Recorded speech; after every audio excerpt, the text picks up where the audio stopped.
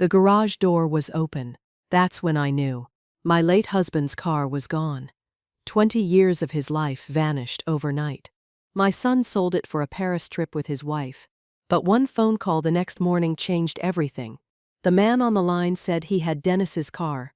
Said there was something my husband wanted me to know. Something he hid before he died. My name is Carol, and this is how my dead husband saved my life and taught my son and his wife a lesson they will never forget. Before we continue, please leave a comment telling us where you're watching from and subscribe to Never Too Old channel. We're creating a community of people who know that our best chapters can happen at any age. Now, back to the story. The garage door was open. That's what I noticed first, standing in my kitchen with coffee going cold in my hands. I looked at it through the window above the sink. Just looked. The door rolled up, the space inside dark even with morning light coming in. Dennis never left it open. 43 years of marriage and he never once left that door open overnight. But Dennis was gone. 8 months now. I set the coffee down, walked to the back door, opened it. Spring air hit me, warm for April. The kind of morning Dennis would have been out there already, bent over that car with a rag in his hand. I crossed the yard. Grass needed mowing. I kept meaning to call someone. The concrete was cold under my feet. I'd come outside in slippers. The oil stain in the center of the garage floor was dark and familiar. 20 years of the same car sitting in the same spot leaves a mark, but the spot was empty now. Just empty. I stood there looking at nothing. The workbench along the back wall was exactly how Dennis left it. His tools hung on the pegboard, each one outlined in black marker so he'd know where it went. His red toolbox sat closed on the bench. His work journal lay open next to it, pages filled with his small, careful handwriting. The car was gone. My chest went tight. I put my hand on the doorframe and breathed, in through the nose, out through the mouth. 43 years as a nurse, and I still used the same techniques I taught patients in the ICU. Breathe, think, act, but I couldn't think past the empty space. I walked to the workbench and picked up the journal. The last entry was dated 3 weeks before Dennis died. His handwriting looked tired, the letters looser than usual. Almost done. 20 years on this beauty. Can't wait to teach Carol to drive her properly. Our retirement road trip starts next summer. I closed the journal, put it back on the bench exactly where it had been. The garage still smelled like him. Motor oil and old leather and that orange hand soap he used. I could see him here, could almost hear the music he played on that old radio. Classic rock. He'd sing along when he thought I wasn't listening. A car engine sounded outside on Oakwood Drive. I turned. Brian's black BMW pulled into my driveway. Leased, not bought. He'd told me that at Christmas like I should be impressed. My son got out of the driver's side. 38 years old, and he still wouldn't look me in the eye when he knew he'd done something wrong. Even from across the yard I could see it. The way his shoulders hunched. The way he shoved his hands in his pockets. The passenger door opened. Vanessa stepped out. She was perfect. Like always. Hair smooth and dark. Designer sunglasses. Clothes that probably cost more than my grocery bill. She stood beside the car and looked at me standing in the garage. Even with the sunglasses, I could feel her watching. Brian walked toward me. Stopped at the edge of the driveway. Mom. I waited. I need to talk to you about something. Where's the car, Brian? His jaw tightened. That's what I need to talk about. Where is it? I sold it. The words landed, but didn't make sense at first. Like he'd spoken in another language, and my brain needed time to translate. You what? I sold it. Yesterday. He looked at the empty garage, then at the ground. I needed the money. Vanessa has been planning this Paris trip for months. It's important for her business connections. I couldn't let her down. The tightness in my chest spread. My hands were shaking so I crossed my arms. That was your father's car. It was just sitting there. His voice went defensive, harder. Dad's gone, Mom. You don't even drive it. It was his. Was. Past tense. Brian finally looked at me. His eyes were red around the edges, tired. I got a good price for it too. $15,000. That's fair for a car that old. $15,000. For a car Dennis had spent every weekend working on. For a car he'd restored piece by piece over 20 years. for a car he'd promised would stay in the family. I wanted to yell, wanted to grab my son and shake him until he understood what he'd done, but 43 years in the ICU taught me to keep my voice steady even when everything inside was breaking. When did you take it? Yesterday afternoon. You were at the store. He still had his key, the one from when he lived here, before he moved out, before he met her. I never asked for it back, and Dennis always left the garage unlocked, said he wanted to be able to get in there quick if he thought of something. You should have asked me. Would you have said yes? No, I wouldn't have. Vanessa walked up then. She moved like she owned the driveway, the yard, the whole street, stood next to Brian and put her hand on his arm. Her nails were red and perfect. Carol, we're not discussing this. It's done. The car is sold. We leave for Paris tomorrow. I looked at her. Really looked. She'd been married to my son for 2 years and I still didn't know her.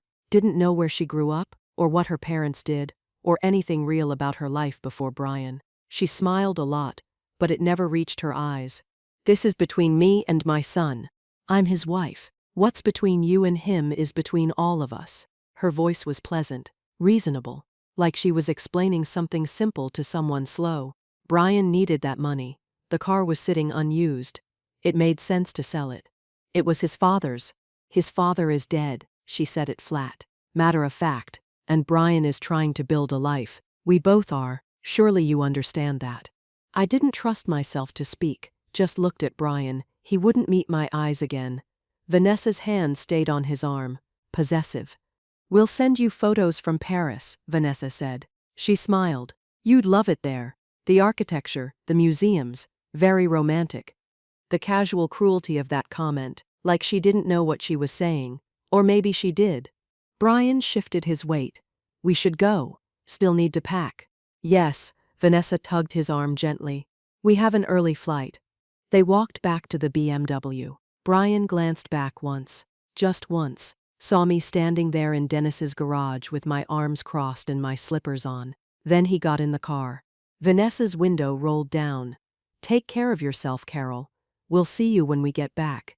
The BMW backed out of the driveway and drove away. I watched until it turned the corner at the end of Oakwood Drive. Then I was alone. I went back into the garage, stood in the center where the oil stain was. The silence was different without the car, emptier. The morning sun came through the open door and lit up dust in the air. I picked up Dennis's journal again, opened to that last entry. Read his words about teaching me to drive, about our retirement road trip, about 20 years of work finally finished. His coffee mug was still on the shelf, stained from years of use, handle worn smooth. I'd washed it after he died, but couldn't bring myself to put it away. Everything was here except the car. His tools, his workbench, his radio, the smell of him in every corner, and the empty space where the Shelby should have been. I closed the journal and held it against my chest. The sun was warmer now.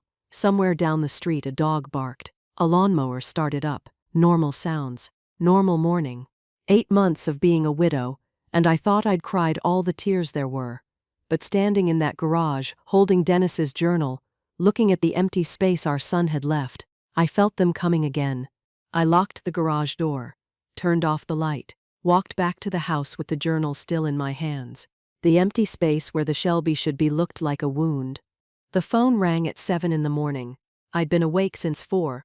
I was sitting at the kitchen table with Dennis's journal open in front of me, had been reading the same page over and over, the one where he documented replacing the carburetor, his handwriting so careful, his measurements exact.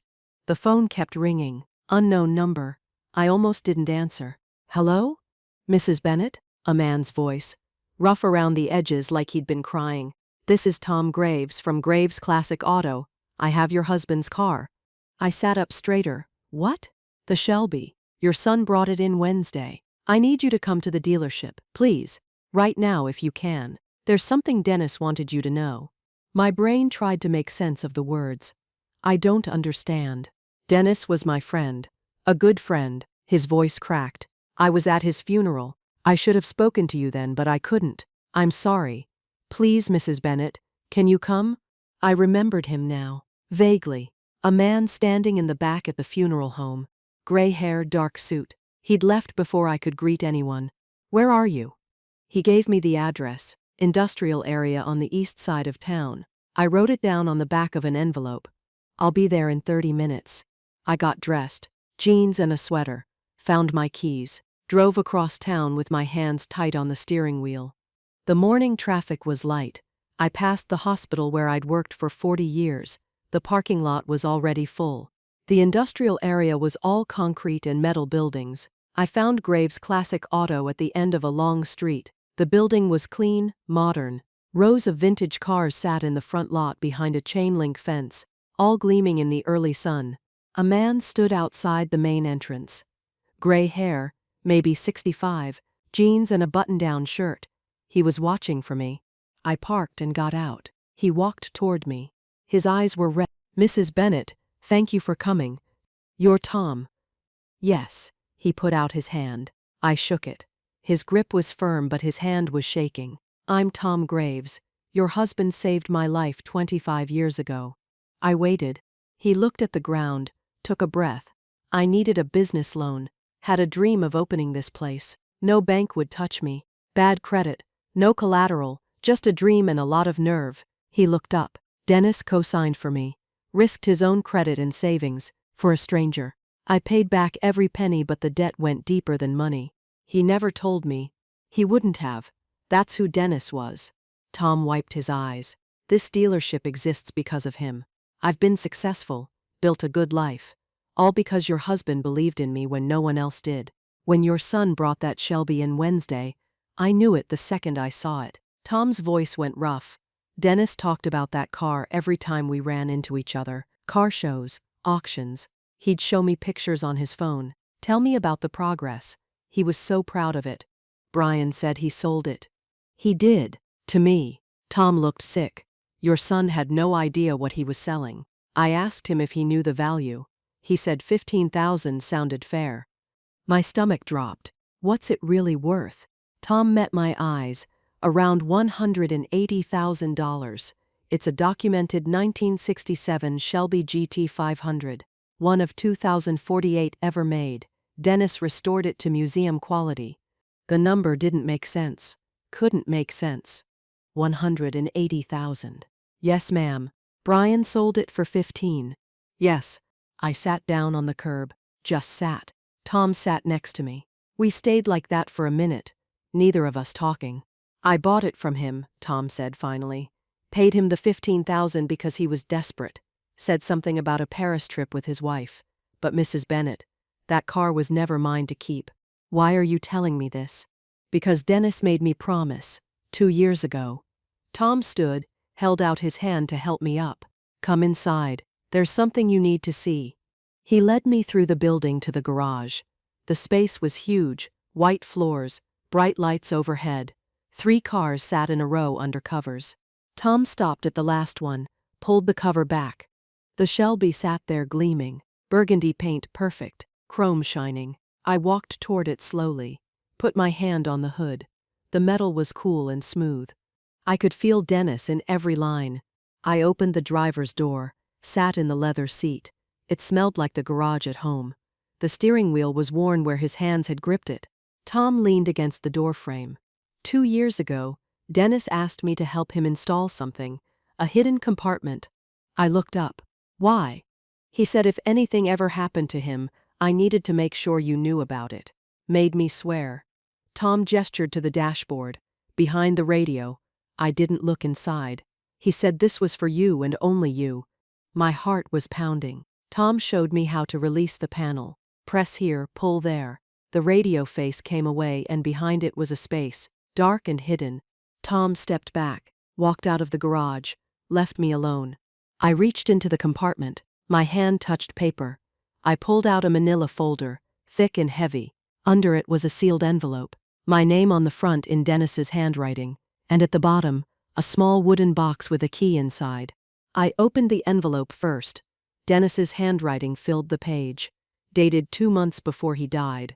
Carol, if you're reading this, I'm gone. I'm sorry I didn't tell you while I was alive. You would have wanted to handle it together and I know that. But I needed to protect you from this until I had proof.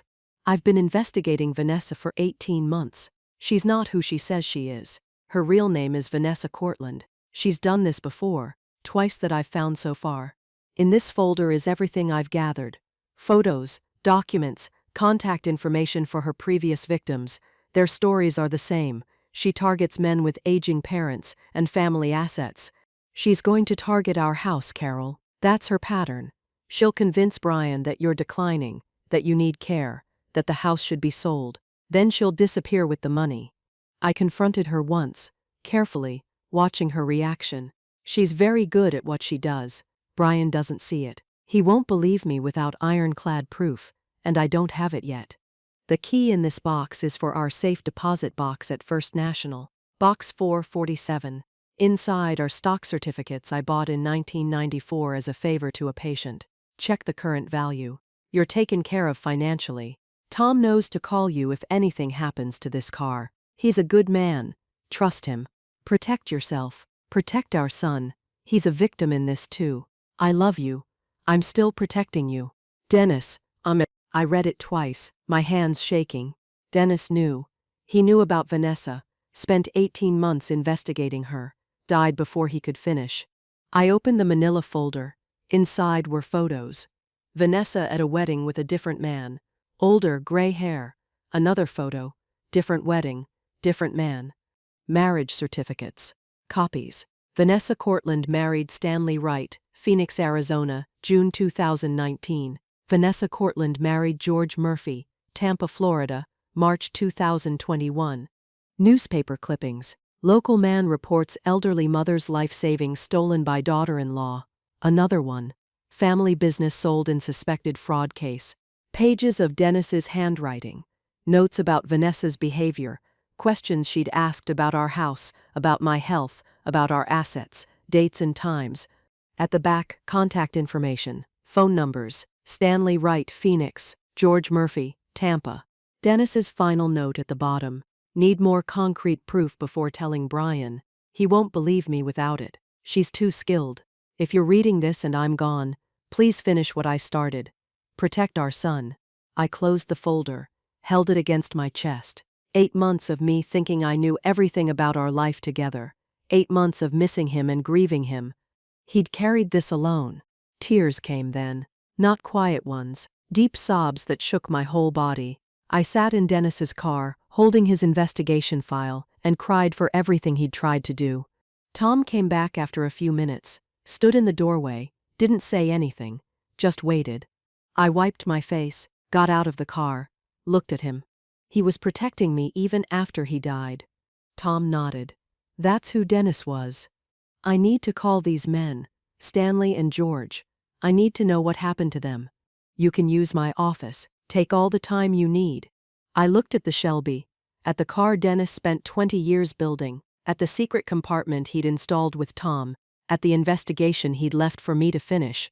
She's not going to get away with this. No, Tom said, she's not. Stanley Wright answered on the third ring. His voice sounded tired, like he'd been expecting this call for years. I was in Tom's office, the door closed. Phone on speaker so Tom could witness. My hands were shaking as I dialed. Hello? Mr. Wright? My name is Carol Bennett. I'm calling because my son is married to a woman named Vanessa Cortland. Long silence on the other end. Then a heavy sigh. I wondered when this call would come. I gripped the edge of Tom's desk. Can you tell me what happened? Stanley was 58 years old. He told his story slowly, each word careful, like he'd practiced what to say if someone ever asked. He met Vanessa in the spring of 2019, community center where his mother volunteered. Vanessa was helping organize events. Charming, attentive. Started talking, she seemed genuinely interested in him. His wife had died 3 years before. He was lonely. They dated. She was patient, understanding, made him feel seen again. Married 6 months later. His mother had concerns, said something felt off. Stanley dismissed it, thought she was being overprotective. After the wedding, Vanessa started with small comments. Your mother seems to be slowing down, have you noticed? She forgot my name yesterday. Is that normal? I'm worried about her driving. What if something happens? Stanley started noticing things he hadn't before. Normal aging suddenly looked like decline. Vanessa would find articles about dementia, leave them where Stanley would see them. Articles about elderly falls, injury risks. Over months, she built a case that his mother wasn't safe. Then she found a memory care facility. The best in the state. She deserves the best. $20,000 a month. Only way to afford it was to sell his mother's house. Stanley convinced his mother it was for her safety. Sold the house she'd lived in for 42 years. $280,000. Money went into a joint account with Vanessa. His mother moved to the facility a few months after the wedding. 2 weeks later, Vanessa disappeared. Cleaned out the account. Every penny. Left no forwarding address. Changed her phone number. Stanley tried to track her. Filed police reports. But the money was in a joint account. Technically legal. His mother died 6 months later. Stanley's voice cracked. She kept asking when she could go home. I kept telling her soon, but there was no home anymore. And no money to get her one. I closed my eyes. I'm sorry. Mom was fine, Mrs. Bennett. A little forgetful, but fine. She didn't need that place. She needed her home. He paused. Whatever Vanessa is telling your son about you, don't believe it. Document everything. She'll start small. Little comments about you forgetting things, being tired. Then she'll escalate. Thank you for telling me. Stop her, Stanley said. Please, don't let her do to another family what she did to mine. I hung up. Sat there staring at the phone. Tom brought me water. I drank it. Dialed the second number. George Murphy answered immediately. George Murphy. I introduced myself. Same opening. He sighed. Vanessa Cortland. Yeah. I've been waiting for someone to call. George was 61. His story was different, but the pattern was the same. Met Vanessa at his father's funeral in early 2021. She was there supporting a friend, she said. Found George afterward. Expressed condolences. She understood grief. Said she'd lost someone too. They talked for hours. She helped him through the darkest time. Started dating a month later. His friends said it was too soon. He didn't care. Vanessa made the grief bearable. Married 8 months later. His father had owned a small auto repair shop for 40 years. George inherited it but didn't want to run it. Too many memories. Vanessa suggested selling. It's too much stress. Sell it. We'll take the money, travel, heal together, start fresh. Made sense to George at the time. Sold the shop for $195,000. Money went into a joint account. 3 days after the check cleared, Vanessa was gone. Completely vanished. George tracked her through credit card records to Costa Rica. By the time he got there, the money was gone. Laundered through multiple accounts. Impossible to recover. She targets men with aging parents and family assets, George said. That's her specialty. She researches them first, knows everything before she even introduces herself. He paused. Does your son have access to your house, your finances? Not yet, but she's been setting the stage. Then you have time. Stop her before she gets him to sign anything. After I hung up, Tom and I sat in silence. Dennis suspected all of this, Tom said finally. He came to me 6 months before he died, asked me to help him, said he had a buddy, a private investigator, Peter Coleman. They were working together. Why didn't Dennis tell me? He said he needed ironclad proof. Said Brian was so in love, he'd never believe it otherwise.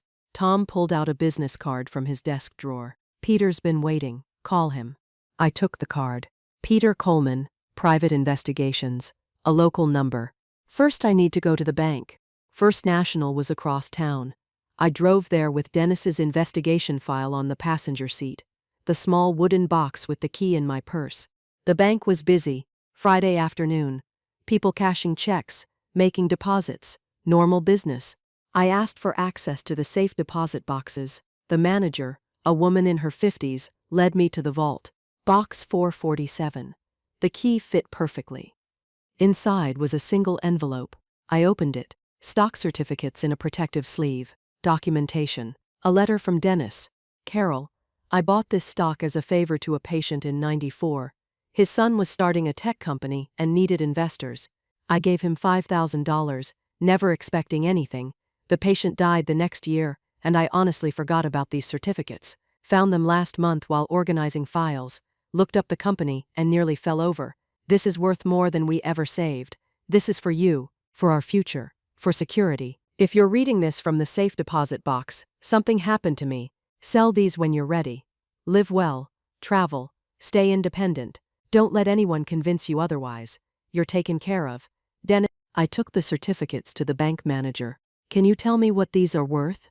She researched on her computer. Her eyes widened. Mrs. Bennett, TechCore Solutions went public last year. These shares are currently valued at approximately $342,000. I sat down. Just sat. The manager brought me water. Are you all right? My husband bought these? She pulled up records. Purchased May '94 for $5,000. The company remained private for 30 years, then went public. Stock price has been climbing. $342,000. Dennis left me financial security I never knew existed. I had resources now. Power. Options. I could fight Vanessa on equal footing. Saturday morning I met Peter Coleman at a coffee shop near the hospital. Tom had called him, set it up. Peter was 55, graying, methodical looking, former detective. He had folders with him, sat across from me in the booth. Dennis was my friend. When I heard about his death, I wondered if Vanessa would make her move. You kept investigating. Dennis made me promise not to contact you directly unless Vanessa acted against you. He didn't want to alarm you with unproven suspicions. Peter opened his folder. But I kept watching. He showed me printouts, digital footprint from the last 3 months. Vanessa active on caregiver forums under a fake name. Posts asking how to convince resistant elderly people they need help. Questions about assisted living facilities, memory care costs, property browsing history, Costa Rica real estate, financial investigation, credit cards in Brian's name, 3 cards, $32,000 total debt, charges for designer clothes, expensive restaurants, luxury hotel in Paris. Brian's salary as an office manager is $65,000 a year, Peter said. Not enough to support this lifestyle. She's living on borrowed money. Money he doesn't even know he owes yet. Peter laid out a projected timeline. Based on previous victims. Phase 1, Paris trip, build the dream, make Brian feel inadequate. Phase 2, next 2 or 3 months, she'll start concerns about you. Suggest you're declining. Phase 3, 4 to 6 months, build the case for assisted living. Phase 4, 6 to 8 months, convince Brian to sell your house. My house is paid off, worth $320,000. Exactly. Her total take would be over $350,000. Peter closed the folder. She's in setup phase now. When they get back from Paris, she'll start the campaign in earnest. Can the police stop her? Not yet. She hasn't committed a crime in this state. The previous scams were in Arizona and Florida. Until she actually takes money or commits fraud here, police can't act. So we wait for her to hurt us. We build the case now. Document everything. When she makes her move, we're ready. Peter leaned forward. And Brian has to see the truth himself. If you just tell him, she'll convince him you're paranoid. He has to discover it. I understood. Brian wouldn't believe me without proof he found himself. That evening I sat at my kitchen table, made a list of everything I'd noticed from Vanessa over 2 years. 2 months ago, Brian asking where I keep the house deed. 6 weeks ago, Vanessa taking photos of every room during a visit. 1 month ago, Brian asking if I'd forgotten about lunch plans we never made. 3 weeks ago, Vanessa commenting how tired I seemed. 2 weeks ago, a brochure for Sunset Hills Senior Living falling from Vanessa's purse. The pattern was there. Been building for months. Vanessa was creating a narrative that I was declining, preparing Brian to believe his mother needed help. I thought about the stock certificates, about why Dennis kept them in the bank, but hid the investigation file in the car. The answer was obvious. The bank was fireproof, secure, the safest place for something valuable. But the car was Dennis's private space. Vanessa never went in the garage, never showed interest in his tools or his work. She stayed in the house. The car was where Dennis could hide something he didn't want her to find. He thought of everything. I closed my notebook. Outside, the sun was setting. Spring evening, warm and quiet. Dennis protected me in every way possible. Left me money. Left me evidence. left me people who would help. Now I had to protect Brian. They came back from Paris on a Tuesday, both tanned. Brian looked tired despite the vacation, stress lines around his eyes that hadn't been there before. I'd invited them for dinner, played the part perfectly, made pot roast, Dennis's favorite, Brian's childhood favorite too. They arrived at 6, Vanessa in clothes I'd never seen before, silk blouse, designer jeans, expensive bag. I hugged Brian at the door. He held on a second longer than usual. Vanessa's hug was quick, performative. We sat at the kitchen table, the same table where I'd raised Brian, the same chairs Dennis refinished 20 years ago. Vanessa controlled the conversation from the first minute. Paris was beautiful. The hotel in the Marais was stunning. They had lunch near the Louvre, dinner at a restaurant I couldn't pronounce. She painted a picture of the life they deserved, the life they should have. It was wonderful, Vanessa said, but it made me realize how much we're missing out on. Brian works so hard, and we have so little to show for it. She looked at me when she said it, the meaning clear. I kept my face neutral, past the potatoes. Brian jumped in. Mom, you should think about traveling too, seeing things. Maybe someday. Vanessa leaned forward. Carol, this house is really too big for one person. Have you thought about downsizing? Maybe something more manageable? There it was, the first direct move. I'm managing fine. This is my home. Of course. Vanessa's smile was pleasant, reasonable. We just care about your safety. The stairs, the yard work. It's a lot for someone your age. Brian nodded along. We worry about you here alone, Mom. I noticed he said we, not I. Vanessa's words coming out of his mouth. I appreciate the concern, but I'm fine. Vanessa let it drop, but I saw the calculation in her eyes. Seeds planted. She'd push harder next time. After dinner, we moved to the living room. Coffee and the apple pie I'd made. Vanessa excused herself. Bathroom? Down the hall? She was gone 10 minutes. I waited 5, then excused myself, found her upstairs, near Dennis's old office. The bathroom door was open and empty behind her. She jumped when she saw me. Oh, I got turned around. This house has so many rooms. The bathroom is downstairs, where it's always been. She laughed, touched my arm. Of course, silly me. Too much wine with dinner. I led her back downstairs, said nothing more. They left an hour later. Vanessa all smiles. Take care of yourself, Carol. We'll visit again soon. Brian hugged me goodbye. Love you, Mom. I watched them drive away, then went straight to my notebook. Wrote down every detail while it was fresh. Wednesday morning I called Brian. I need to talk to you about something. Can you come by? Just you. What's it about? Your father. Something I found in his things. Silence on the other end. Vanessa and I don't keep secrets, Mom. This is between you and me. Please, Brian. Long pause. Okay. This afternoon, I have to tell Vanessa where I'm going. That's fine. He arrived at 3, alone like he'd promised, but he looked nervous getting out of the car. I had coffee ready, Dennis's investigation file on the kitchen table. Brian saw it and his shoulders went tight. Mom, if this is about the car again, sit down, please. He sat, arms crossed, defensive before I'd even started. I took a breath, used my ICU nurse voice. Calm, authoritative, factual. Before I show you anything, I need you to listen. Really listen. Can you do that? This feels like an ambush. It's protection. I showed him Dennis's letter first, put it in his hands. Brian read it, color draining from his face. Dad was investigating Vanessa for 18 months before he died. His reaction was instant, anger, denial. Dad never liked her. He was paranoid about everything. This is ridiculous. I stayed calm. Look at the evidence. Spread the photos on the table. Vanessa at 2 different weddings with 2 different men. The marriage certificates. Vanessa Cortland married Stanley Wright. Vanessa Cortland married George Murphy. Brian stared at them. This could be anyone. Someone with the same name. Call them. Ask them about their wives. I handed him the paper. Phone numbers written in Dennis's careful handwriting. Stanley Wright, Phoenix. George Murphy, Tampa. You want me to call random strangers? They're not random. They were married to your wife. Before you?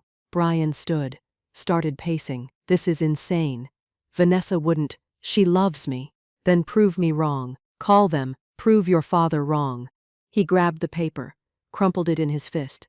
I'm not doing this. Headed for the door. Brian, please. He turned. Why are you doing this? Can't you just let me be happy? My voice broke. Because your father died trying to protect you, and I'm not going to let his last months be for nothing. Brian slammed the door behind him. I watched him drive away. Didn't know if he'd call those numbers or go straight to Vanessa. Either way, the choice was his now. The waiting was the worst part. I sat at the kitchen table, couldn't eat, couldn't focus on anything. Peter called at 8 to check in. How did it go? He was angry. I don't know what he'll do. Give him time. The truth has to sink in. But time felt like it was running out. At midnight the phone rang. Brian's name on the screen. Brian? His voice was wrecked, raw. I called them, Mom. I called them both. He was crying. What did they say? Everything. Stanley's mother. George's father's shop. It's the same. Exactly the same story. My heart broke for him. I'm so sorry. I went home after I left your house. I was so angry. His voice shook. But I kept thinking about Dad, about those marriage certificates. So I decided to test her. Just ask simple questions. What happened? I asked where she grew up, what her maiden name was. Tell me about your family. He took a shaky breath. Her answers were different. Not just a little different. Completely different from things she told me before. Different town, different college, different everything. What did you do? I pushed. Asked about the credit cards Peter found. The ones in my name I didn't know about. Brian's voice went flat. Her whole face changed, Mom. Like a mask came off. She said they were business investments. I wouldn't understand. So I asked what business. Asked her to show me. She said she didn't have to prove anything to me, that I should trust my wife. I kept pushing. Said I wanted to see the statements. They're in my name. She packed a bag right then. No more pretending. Said I was weak. Said I was just like what Dad said. Just like all of them. His voice broke. She walked out. Just got in her car and left. I've been calling her phone, she won't answer. Stay there. I'm calling Peter Coleman. I hung up and dialed Peter immediately. He answered on the first ring. I'm already tracking her through the credit cards. She checked into the airport Marriott an hour ago. She's leaving. Made multiple cash withdrawals over the last 2 hours. Got about 12,000 total. And she just booked a flight. He paused. Mexico City, 6 a.m. departure, one way. My stomach dropped. She's running. Yes, but I found something else. Vanessa Cortland is a stolen identity. Real Vanessa Cortland died in a car accident in 2018. This woman's real name is Linda Marsh. She's wanted for fraud in 2 other states under different names. Can the police stop her? I've been in contact with detectives in Arizona and Florida. They'll issue a warrant. If we move now, we can get her at the airport before she boards. What do you need? Brian's cooperation. His statement about the credit card fraud. Can he do that? Yes. I'll make sure of it. At 3 in the morning we met at my house. Peter, Brian, and me. Brian looked destroyed. Red eyes. Hadn't slept. He sat at the kitchen table while Peter laid out the situation. Vanessa is leaving on a 6 a.m. flight. Police are ready to arrest her on outstanding warrants. But we need your statement about the forged credit cards. This means it gets public, Peter said. You'll have to testify. Are you ready for that? Brian looked at me. What would Dad do? Your father spent his last months building a case against her. He died before he could finish it. He'd want you to stop her. Not for revenge, so she doesn't do this to someone else. Brian was quiet for a long moment. Then he nodded. Call the police. Let's go to the airport. We got in Peter's car. Drove through empty streets. 4 in the morning and the city was dark except for streetlights.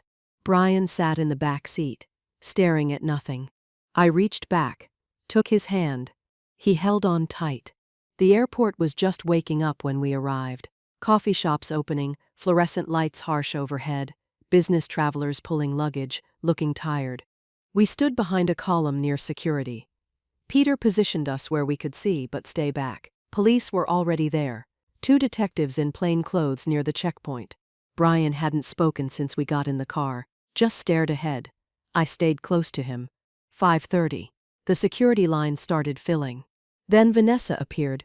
2 large suitcases, designer coat, sunglasses despite the early hour, hair perfect. She looked like someone going on vacation. Calm, confident, phone in one hand, boarding pass in the other. She got in the security line, pulled her luggage forward. The detectives moved. "Ma'am, we need to speak with you." Vanessa turned, saw them. For just a second her face changed. Then she smiled. "Is there a problem, officers?" The detective showed his badge. "We have a warrant for your arrest. Linda Marsh." Vanessa's smile froze. "I don't know who that is. My name is Vanessa Bennett." "Ma'am, please step aside." Vanessa looked around, calculating, saw the other detective blocking the exit. She ran, dropped her luggage, kicked off her heels, ran in stockings across the polished floor. Airport security caught her before she made it 20 feet, tackled her at the departure board. She fought, kicking, screaming, "Get off me! I haven't done anything." People stopped, watched, phones out. Police handcuffed her right there on the floor, read her rights while she thrashed. A detective opened her abandoned luggage, right there at the security checkpoint. Inside the first suitcase were clothes, toiletries, normal travel items. Inside the second were stacks of cash. Rubber banded, $48,000, the detective would tell us later. A passport with her photo, but different name. Linda Brennan. Documents, bank account numbers, external hard drive. The detective held up the passport. "Want to explain this?" Vanessa spat at him. They lifted her to her feet. She was still fighting when she saw us. Saw Brian standing 30 feet away, me beside him. She went completely still, then her face transformed. Pure rage. "You!" She lunged toward him. Police held her back. "You did this!" Brian flinched. "You're pathetic," Vanessa screamed. "Weak, stupid, just like the others. You really thought someone like me would want you. You're nothing, nothing." I stepped in front of Brian. "Not much, just enough." Vanessa turned on me. "And you, interfering old woman. This was mine, my score. 3 years I spent on this.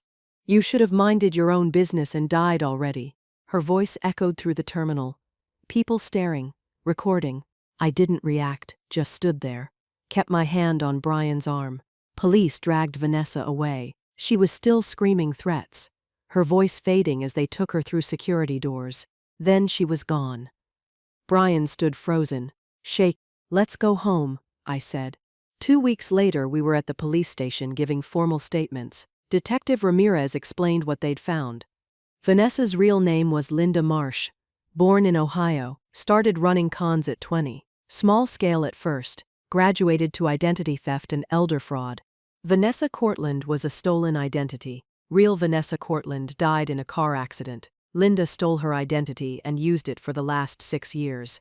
5 previous victims they'd found so far. 2 before Stanley. The pattern going back 8 years.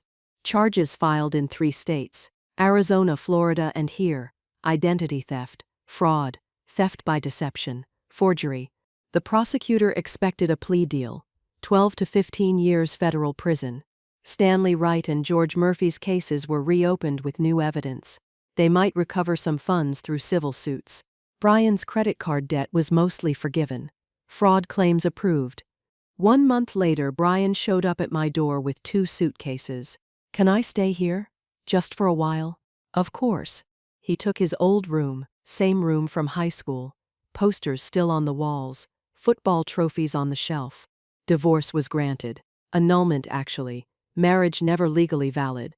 Vanessa married under a stolen identity. Brian started therapy. Twice a week, Tuesday and Thursday evenings. Some days he was okay. Made breakfast, helped around the house, smiled occasionally. Some days he barely spoke, stayed in his room, came out only for meals. I didn't push, just kept the space safe, made his favorite foods, left lights on, kept coffee ready.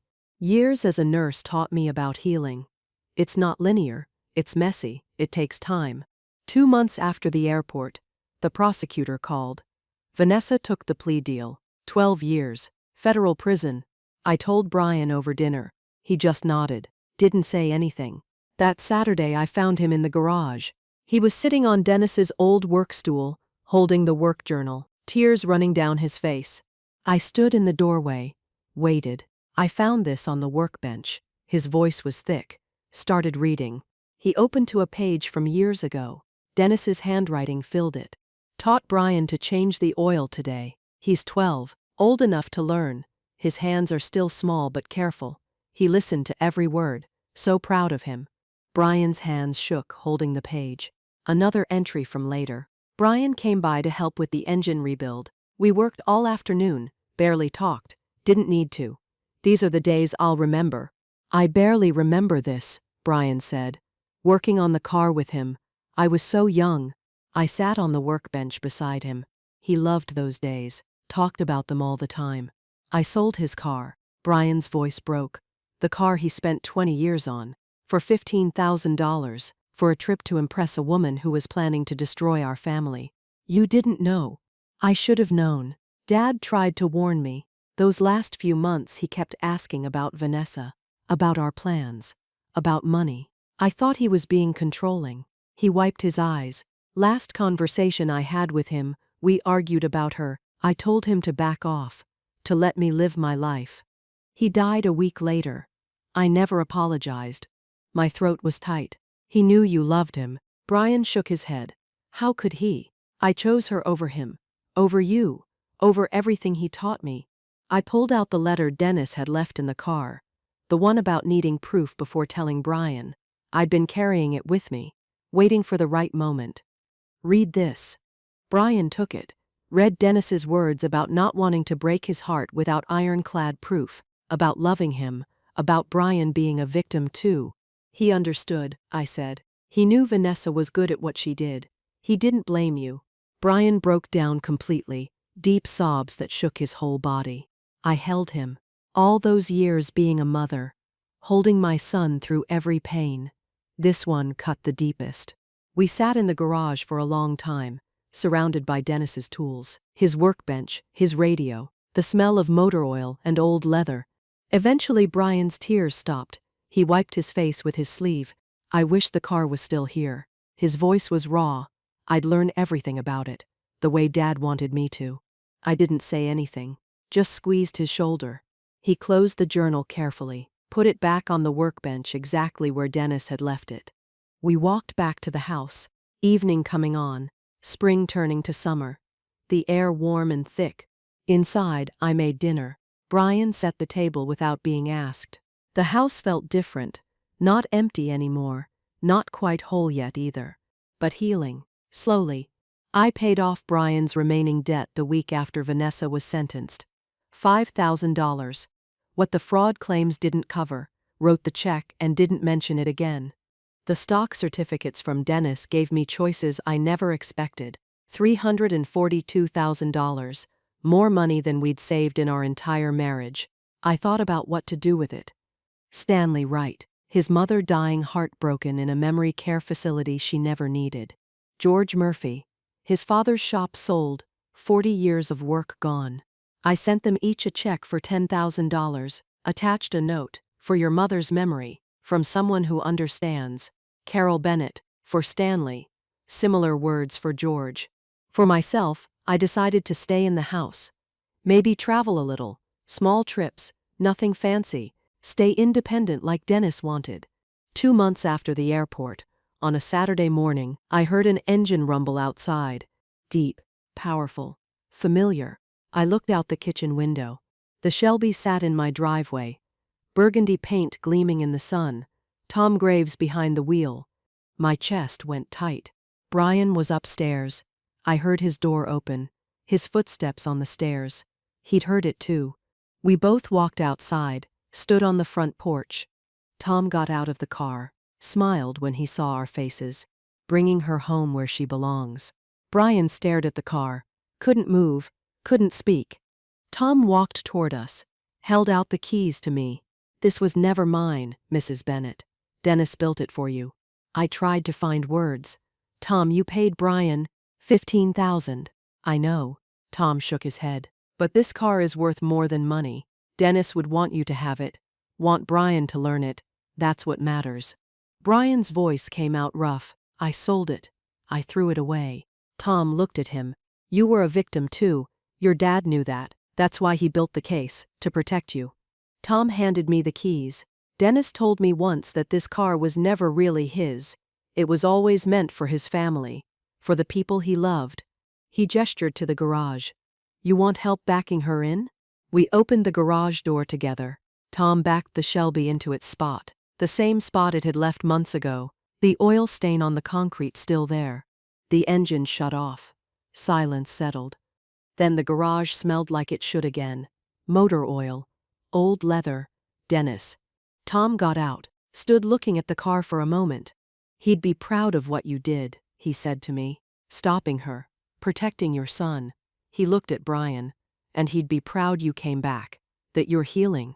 Tom left after coffee, hugged us both. Brian and I stood in the garage after he drove away. The Shelby between us. I can't believe it's back, Brian said. Neither can I. He touched the hood, ran his hand over the smooth paint. I don't deserve this. Dennis thought you did. That's enough. 3 months later, on a Sunday morning, we started. Brian brought Dennis's work journal to the garage. I brought coffee. We opened the hood. Stood looking at the engine Dennis had rebuilt piece by piece. I don't know where to start, Brian said. I opened the journal, found the page marked Teaching Brian. Dennis's handwriting clear and careful. Start with the oil, I read. Check it first, every time. Before you drive her, know she's ready. Brian found the dipstick, pulled it, checked the level like the journal showed. His hands were steadier now, 3 months of therapy showing. We spent the morning going through the car together, checking fluids, examining filters, testing systems. Physical, methodical work, following Dennis's notes step by step. Brian's confidence grew as the hours passed. I saw Dennis in his movements, the careful attention, the gentle touch with tools. By afternoon, Brian was smiling, really smiling. I forgot how much I loved this, he said. Being in the garage, working with my hands. Your father loved these days with you. I remember more now. Little things. The way he'd explain everything twice to make sure I understood. The way he'd let me try even when I made mistakes. He closed the hood carefully. I'm going to take care of this car. The way he wanted. We'll take care of it, I said. Together. 4 months after Tom brought the car back, I decided it was time. Saturday morning. Spring turning to summer. I stood in the garage with the keys in my hand. Brian came out. You ready? I think so. We got in. Brian passenger seat, me behind the wheel. The leather seat was cool under me. The steering wheel worn where Dennis's hands had gripped it for 20 years. I adjusted the mirrors, checked everything like the journal taught us, started the engine. The Shelby roared to life. Deep rumble I could feel in my chest, the sound of Dennis's work, his patience, his love. I backed out of the garage carefully, Brian's hand on the door handle, nervous but trusting. Drove down Oakwood Drive, windows down, warm air coming through, the engine purring smooth and powerful. Brian laughed. Dad would lose his mind right now, in the best way. He taught me to drive when I was 17, on a stick-shift Ford. I stalled it 6 times, he never got frustrated. This is easier. We drove with no destination, through town, past the hospital where I'd worked, past the high school where Brian played football, just driving. The Shelby responded perfectly. 20 years of restoration paying off in every turn, every shift, every mile. After an hour, I headed home, pulled into the driveway, backed the car into the garage. Perfect fit, like it never left. I turned off the engine, sat in the quiet after. Dad would be so proud of you, Brian said. Of us, I corrected. That evening I made dinner. Brian came down and helped with the vegetables, chopping them the way Dennis used to. The house was quiet but not empty, the garage full again. Dennis's tools on their pegboard, his journal on the workbench, the Shelby in its place. I looked out the window at the garage, thought about Dennis's letter. I'm still protecting you. He was. The investigation he'd built, the stocks he'd left, Tom keeping his promise. Dennis loved me enough to prepare for everything. I wasn't alone. Never was. Never would be. So, that's my story. I'd love to hear what you think. Would you have been able to forgive your child for selling something that precious? Let me know in the comments, and subscribe for more stories like mine.